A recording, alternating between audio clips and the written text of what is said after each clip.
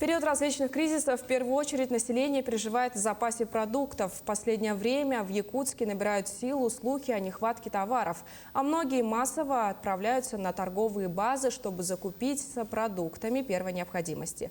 Это мука, сахар, крупы и макароны. Мой коллега Александр Хавренко сейчас находится на одной из оптовых баз Якутска. Александр, как обстановка, есть ли продукты на базе?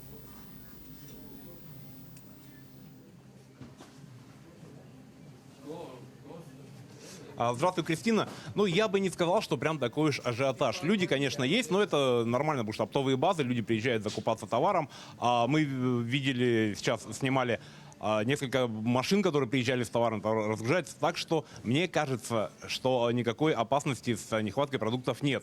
Но это кажется мне, а давайте мы все-таки зайдем в один из магазинов, посмотрим на прилавки, что у нас там есть, чего там нет, и, собственно говоря, поговорим с человеком, который в этой теме гораздо более компетентнее, чем я. Ну вот, давайте обратим внимание, в принципе, есть все, товары первой необходимости, социальные товары, они есть. И крупы, и макароны, и консервы всевозможные.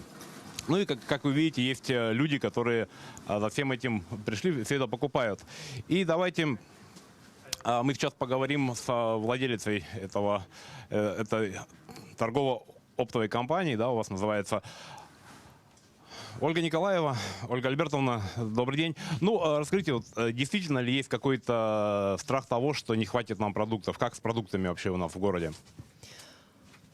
На самом деле, когда вот такая ситуация вообще началась в стране, немножко были перебои, сбои с продуктами. То есть цены у производителей, у поставщиков резко пошли вверх.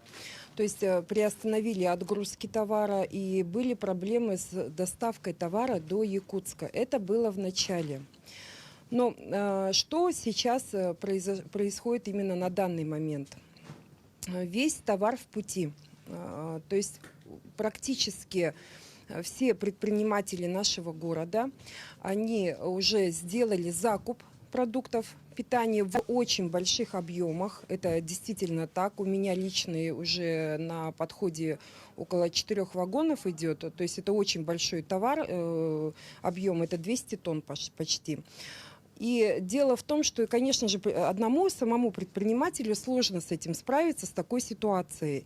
Мы на прямой связи с главой республики, то есть вся эта ситуация, она стабилизируется. На Якутию выделены дополнительные вагоны, то есть с логистикой вопрос решает Министерство транспорта. Каждый номер вагона в списке у Министерства транспорта, то есть наши вагоны идут по времени. Мы успеем до закрытия переправы привезти весь тот объем продуктов, который дополнительно закуплен. Но лично я считаю, что совершенно нету повода для какой-то паники. Ну и будут. Да, и логичный вопрос. Повышение цен произошло, и будет ли оно происходить на социально значимые товары? И если да, то насколько? Ну, скрывать не буду, что у производителей цены поднялись. Но дело в том, что у нас в Якутии есть добросовестная конкуренция среди предпринимателей. И вот сейчас, когда будет очень большой объем товара, мы начнем делать скидки, акции, то есть для товародвижения, для товарооборота.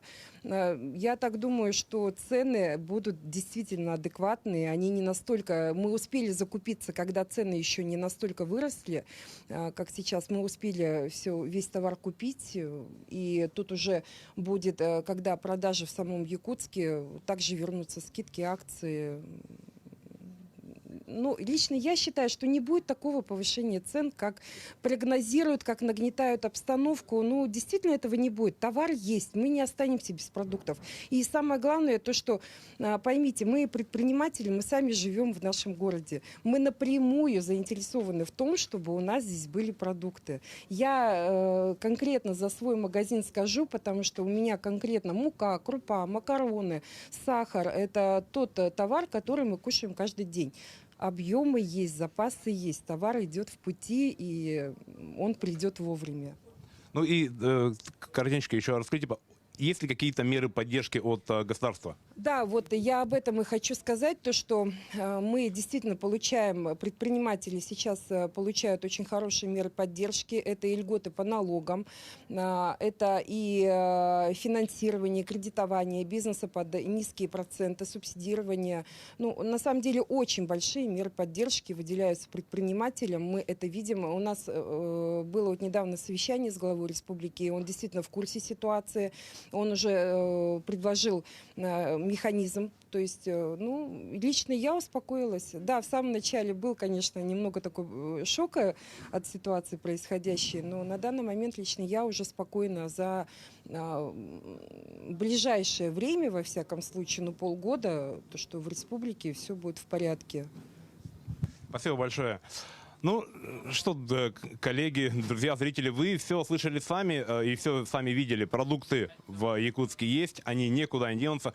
Скоро приедет еще очень много продуктов. До закрытия зимней переправы предприниматели успеют завезти в город все необходимое. Так что не поддавайтесь панике, и скупать мешками гречку, муку и сахар, мне кажется, вовсе не обязательно.